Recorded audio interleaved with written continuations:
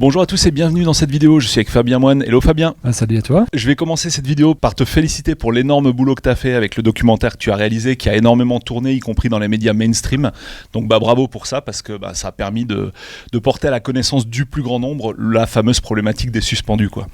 Le but c'était que justement de créer un outil, il n'y avait pas d'éléments de médiation. Tu parlais des médias, ils n'ont pas fait leur rôle pendant un long moment sur ce sujet-là, les politiques non plus, que ce soit au niveau national ou au niveau local. Les syndicats non plus n'ont pas fait leur boulot au niveau du témoignage de la réalité des soignants. Et donc il y avait l'envie, face à cette injustice, de participer, d'aider à quelque chose. Ce que je sais faire, c'est des vidéos aussi, en plus d'avoir une maison d'édition. Donc là, de créer un documentaire, c'était de faire de la médiation entre ce sujet et les gens-là, et entre les soignants eux-mêmes. C'est-à-dire un outil de thérapie pour que les gens se reconnaissent dans quelque chose où ils pouvaient grandir et guérir à travers un outil de transformation. Puis également de faire un petit peu le grain de sable gentil dans le rouage d'une grosse mécanique bien huilée qui est écrasante pour eux. Comment tu expliques justement que les médias n'aient pas joué leur rôle à ce moment-là ? Alors il y a plusieurs raisons à ça. C'est que là on a compris sur les 2-3 dernières années, mais je dirais même plus à partir des gilets jaunes, on a vu qu'il y avait une espèce de bienséance vis-à-vis du pouvoir, à dire non, ce sont des extrémistes, ce sont des gueux, ils ont les yeux crevés, les mains arrachées, mais finalement ils l'ont bien cherché, ce sont des gens qui font le trouble. Donc il y avait, je pense, des médias qui sont à la solde du pouvoir, ne serait-ce que par les collusions financières qu'il y a avec les grands groupes qui contrôlent ces mêmes médias, des groupes qui perdent de l'argent avec ces médias parce qu'ils ne sont plus rentables, du fait que, ils ne sont plus crédibles, deux, ils perdent de l'argent face à Internet. Donc je dirais, il y a le fait que les médias sont corrompus depuis de nombreuses années, d'un point de vue systémique. Le fait aussi que les peu qui ont fait cela, c'est-à-dire de tenter de porter une autre parole, se sont fait décrédibiliser ou qualifier d'extrémistes, de complotistes. Et donc au final, c'était très complexe. Et puis simplement, dans les rédactions, ce n'est pas libre. Ce qui fait que le peu de médias qui s'y sont intéressés étaient connotés d'une extrémité ou d'une autre. Et donc le sujet est de lui-même devenu connoté. Par exemple, là récemment, les politiques qui sont emparés de ce sujet des soignants suspendus, on a vu que c'était le Rassemblement national. Ce qui a permis aux médias de dire, regardez, c'est bien la preuve que ce sont des extrémistes, puisque c'est l'extrême droite qui s'en empare. Ou alors, il y a des médias comme Sud Radio, ou Égalité et Réconciliation, ou Ligne Droite, qui vont parler des suspendus. Ils vont dire, vous avez vu, c'est des gens extrémistes, c'est des complotistes ou autres. Donc ça permet de minimiser l'impact, ou alors de caricaturer à l'extrême en déformant ces personnes-là, ou en déformant ces propos-là. Et ce qui fait que je voulais quelque chose qui soit populaire, audible, et qui puisse se transmettre au-delà de nos cercles, au-delà des cercles des soignants dans lesquels ils étaient contraints. Et donc de faire un documentaire qui pouvait aller au cinéma, c'était un outil de médiation aussi avec l'institution, de dire on est capable de faire quelque chose de suffisamment mature, c'est pas pour me jeter des fleurs, mais entre guillemets au montage, puis avec les personnes qui sont représentées, et puis crédible dans l'institution en allant au cinéma, puis en faisant en sorte qu'il y ait des débats puis qui sont de bonne tenue. Donc ça, c'était l'espoir que j'avais mis dedans, et il a été dépassé, puisque le fait de l'avoir mis en participation libre et consciente, c'est justement pour que les gens disent si je n'ai pas l'opportunité d'aller au cinéma, si je n'ai pas les moyens, je peux quand même m'informer comme si j'avais accès à des médias gratuitement, entre guillemets. Et donc je pensais que le film allait s'essouffler au bout de quelques semaines ou quelques petits mois. Et là on se retrouve 6 mois après à avoir des projections encore au mois de janvier ou encore au mois de février. Donc ça témoigne de ce besoin d'aller chercher quelque chose qu'on ne trouve pas dans les médias, et d'un outil de rencontre et de prise de parole. Donc finalement, ça a dépassé toutes tes espérances en termes de portée, donc ça c'est vraiment cool.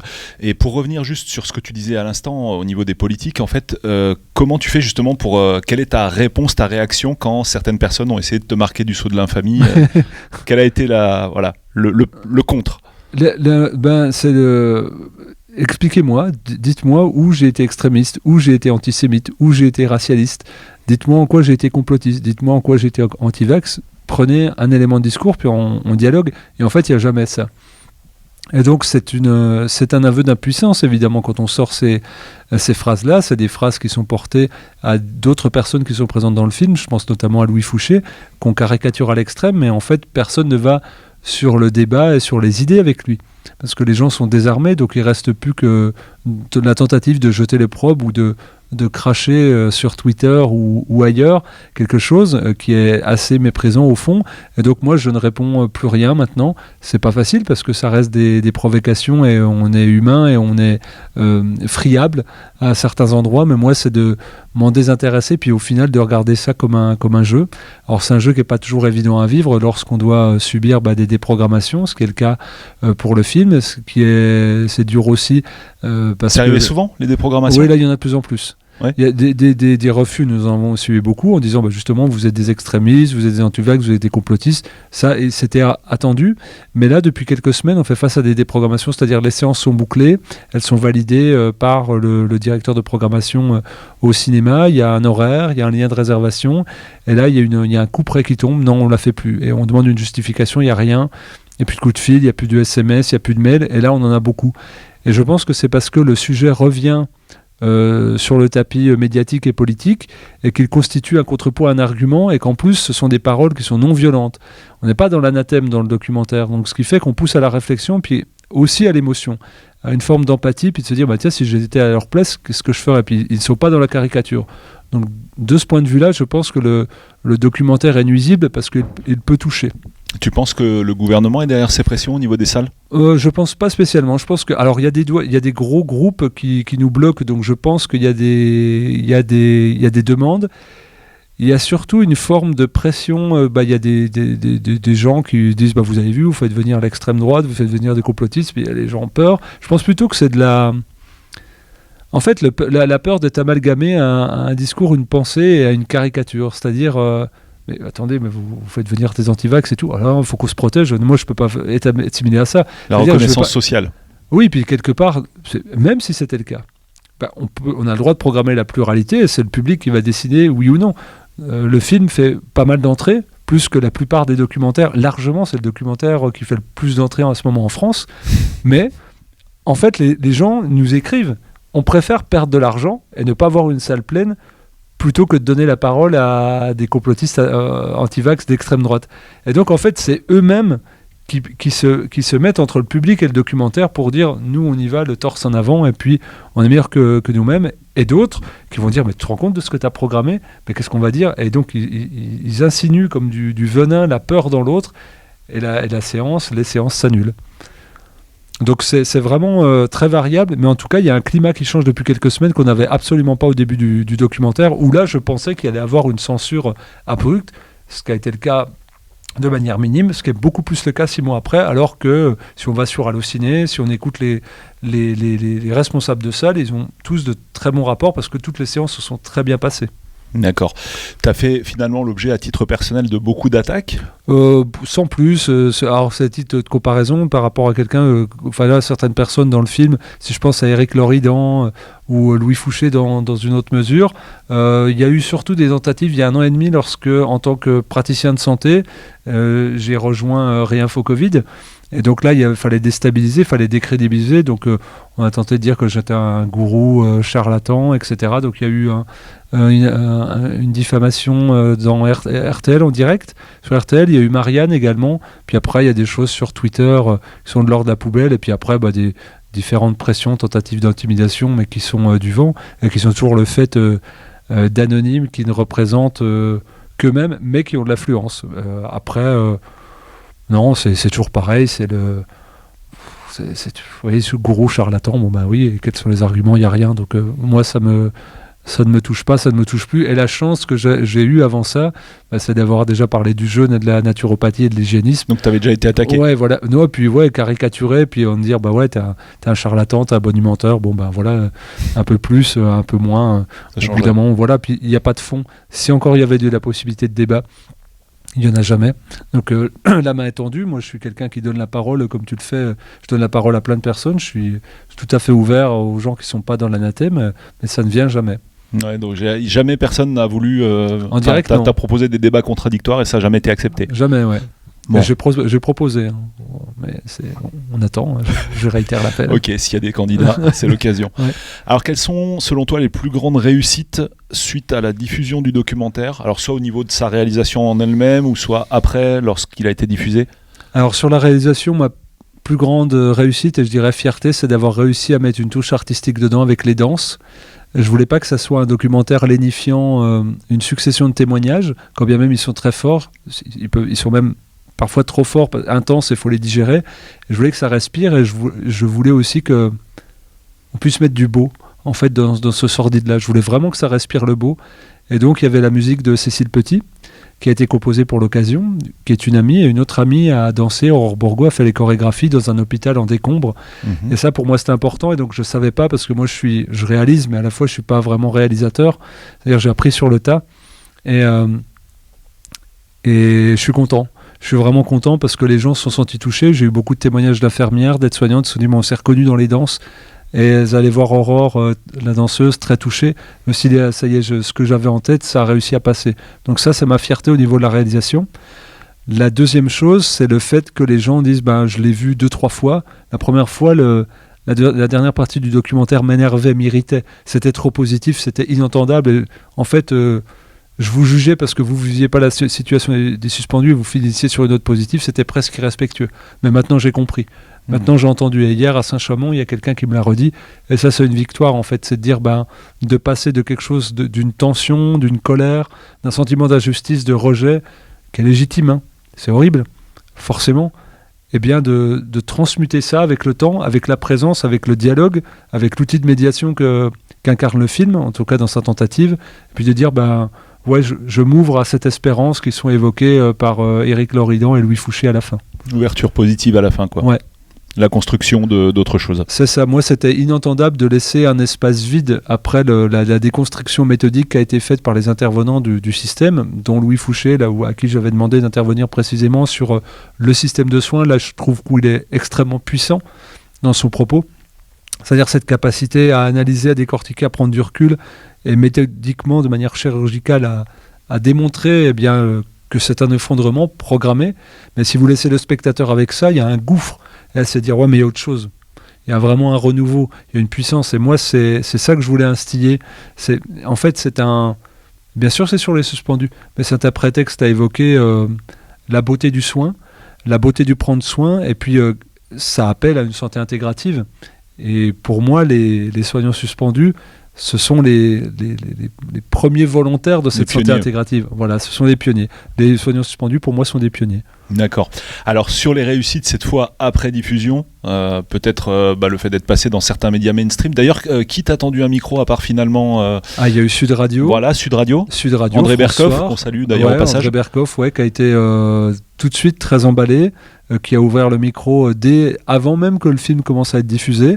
Et il a montré l'intérêt, donc la vidéo avait extrêmement marché, on avait fait plus de 300 000 vues, je crois. François, très rapidement. Voilà, et puis après différents médias locaux, certains se sont régionaux, ont fait des articles plutôt élogieux, absolument pas caricaturaux, où les journalistes ont fait un vrai boulot de journaliste pour le coup. Voilà, ça se cantonne à ça, mais... Sinon, sur les grosses chaînes, il n'y a jamais rien eu, en fait. Non, il n'y a jamais rien. Même pas à charge. Non, même pas à charge. C'est vraiment de la visibiliser, parce que c'est vrai que quand on parle quelque chose en mal, on en parle quand même. Donc les gens... Donc là, c'est de l'invisibilité totale, quoi, en fait. En fait, si on en parle négativement, les gens vont le taper sur Internet, ils vont voir qu'ils peuvent le voir gratos, entre guillemets, parce qu'il est en participation libre et consciente. Donc les gens peuvent donner ce qu'ils veulent. Donc moi, ça faisait partie aussi de la démarche du documentaire. Et donc, évidemment, si on en parle, même négativement, les gens vont dire moi, je vais me faire mon opinion par moi-même. En fait, non, là, on manipule le truc, il est pas du tout ça. Donc, il fallait l'invisibiliser totalement. Tout à fait. Et c'est pour ça que les soignants suspendus, là, c'est très drôle. On parle des soignants suspendus dans les médias, mais on n'interviewe pas de soignants suspendus. C'est-à-dire, on en parle, mais sans laisser parler les premiers concernés. Et ça, c'est quand même un tour de passe-passe qui est assez grandiose. C'est magnifique. Vous avez plus de 100 000 personnes qui ne peuvent plus travailler. Il n'y a aucun journaliste qui n'a envie de dire donnez-nous de votre réalité. Non, on préfère dire des points de vue dans l'hémicycle ou sur les médecins de plateau qui vont donner un avis sur quelque chose qu'ils ne vivent pas. C'est assez grandiose. C'est magnifique, fantastique. Ouais. Très bon boulot de journaliste. Ouais. Les autres réussites, tu en vois d'autres sur la diffusion médiatique ? Je dirais que ça donne des envies à certains justement de témoigner. J'ai fait un site qui s'appelle soignantsuspendu.fr sur lequel on recense toutes les œuvres des soignants suspendus, c'est-à-dire des chansons, ça peut être également d'autres documentaires, des films, voilà, des pièces de théâtre. Eh bien ça c'était aussi une vraie réussite de créer du lien. Le syndicat Liberté Santé a été partenaire du film dès le départ. Ils étaient encore présents ce soir pour la 100e avec sa présidente. Et donc le but, c'était, ça c'est une vraie réussite, d'avoir réussi à créer du lien, c'est-à-dire que chacun œuvre dans ses collectifs, chacun œuvre à sa manière, et donc le film a réussi à être fédérateur, alors il pouvait être mal compris au début, parce qu'il était très identifié en disant, il y a beaucoup de gens de Réinfo Covid, c'est quelqu'un qui n'a pas été qui n'était pas soignant, il n'y a pas le personnel administratif, il n'y a pas les pompiers, mais en fait les gens s'en sont emparés pour dire, ça parle de notre réalité quand même. Et ça, c'est une grande réussite, parce que je voulais pas que ça soit un outil de clivage supplémentaire. C'est dur, on met notre intention dans un projet, on a envie par le montage de traduire quelque chose, mais c'est que subjectif. Nous, on veut transmettre quelque chose, mais l'autre, c'est sa liberté de le recevoir de telle ou telle manière. Et donc ça, pour moi, c'est une très grande réussite, et le fait qu'il puisse rester comme quelque chose d'audible, de non violent, et de médiateur. Tu disais que le film est en accès libre et gratuit depuis le début, mais on peut donner ce qu'on veut. Finalement, les gens ont joué le jeu quand même. Il y a eu des rentrées par rapport à ça. Alors, il y a à peu près une personne sur 40 qui a donné. Donc, j'ai bien précisé sur un bandeau, c'est pas gratuit. J'ai dit c'est en participation libre et consciente. C'est-à-dire libre, vous donnez ce que vous voulez, et consciente, c'est en fonction de vous, ce que vous ressentez de cette œuvre-là. Donc, c'est à peu près une sur 40, une sur 50. C'est beaucoup quand même. C'est bien. Alors je sais pas, moi j'attendais, en fait je m'étais dit, je pensais qu'il allait y avoir plus de gens qui donnaient, mais des petites sommes, mais il y a beaucoup de gens qui ont donné 10, 20 euros, et voilà, et donc ça a permis, parce qu'évidemment faire un film et le faire vivre, parce qu'évidemment j'ai quelqu'un à la programmation permanente, à la communication, pour entretenir le site internet, la comptabilité, il y a 4 personnes qui bossent dessus, ça paraît rien, donc j'ai dit mais une vidéo YouTube, c'est pas une vidéo YouTube, on a tourné en 6K, c'était du vrai boulot, pour que les gens comprennent une journée d'étalonnage. Toi, tu fais un peu de vidéo. Journée d'étalonnage, moi, c'est un copain qui m'a fait un prix d'amis, c'est 700 € la journée d'étalonnage. Donc, tout ça, c'est des gros frais pour justement être... On en avait parlé avec Louis, il me dit, mais te fais pas chier, prends une GoPro. Je dis non, maintenant, les standards sont très hauts, et si on veut aller dans les cinémas, il faut faire quelque chose de qualitatif. Donc, moi, je suis content que les gens l'aient ressenti. J'ai eu beaucoup de témoignages au début... extrêmement, en plus des dons, libres de gens qui ont dit, moi ça me permet de traduire ma réalité en la faisant partager à mes proches. Et donc ça, c'était une gratification énorme. Finalement, tu as pu rentrer dans tes frais quand même, ou tu as dû engager des frais personnels? Non, au début, évidemment, il y a des frais personnels, et puis avec les mois, là, c'est à partir d'octobre. On est arrivé à l'équilibre, donc ça, c'était chouette. Et on a pu presser les DVD, donc là, j'ai pressé 650 DVD pour que le film reste en physique, et puis en bonus 1h15 de l'interview de Louis Fouché en total, et il est traduit en 4 langues. Et là, on va le mettre gratuitement en 4 langues, en italien, anglais, espagnol, allemand, et donc sur exuvie.fr, le site de ma maison d'édition, et puis c'est donc sur le DVD, 5 € par DVD vont au syndicat Liberté Santé. Génial. Et là, une partie des bénéfices va aller aussi au syndicat Liberté Santé, de qui on est très proche. Donc voilà, depuis le mois d'octobre, on a réussi à être à l'équilibre, et en fait, ça s'est bien fait. Je suis très heureux que ça puisse se faire. On a vu sa représentante ce soir, et c'est une personne qui est extrêmement active. Dans le SLS, vous n'avez que des gens hyper actifs, je dirais. Dans le bon sens du terme. C'est incroyable. De mettre une énergie incroyable, d'être motivé, parce que c'est lourd. On prend la souffrance et la détresse des gens. On se fracasse contre l'administration et la justice, qui est souvent partisane. Et ils y vont. Et ils ont fait un boulot en 1 an et demi qui est juste exceptionnel, qui est incroyable. Et c'est des personnes que j'ai appris à découvrir, avec qui on a des liens très forts, et avec qui c'est pas envisageable de ne pas continuer l'aventure d'une manière ou d'une autre, au-delà du film. Concernant le film, tu veux revenir sur certains points en particulier pour finir? L'espérance. C'est là-dessus, il y a deux fins en fait dans le film. Il y a une première fin où Louis Fouché dit l'important c'est le lien, il le répète 2 fois, il y a un noir, et puis juste avant je fais faire se répondre Éric Loridan et Louis Fouché, et sur cette notion d'espérance, se dire je sais pas ce qui arrive, mais moi j'ai l'espérance Moi, c'est ça en fait que j'ai envie de laisser avec ce film-là. C'est ça que j'ai envie de laisser aux gens qui sont encore dans la détresse et dans la douleur. Et c'est ça que j'ai envie de laisser aux gens qui sont dans le doute et pour les générations à venir. Cette espérance-là que l'humain est profondément bon. Nous, on va nous montrer tout le temps des gens tordus, corrompus, pervers.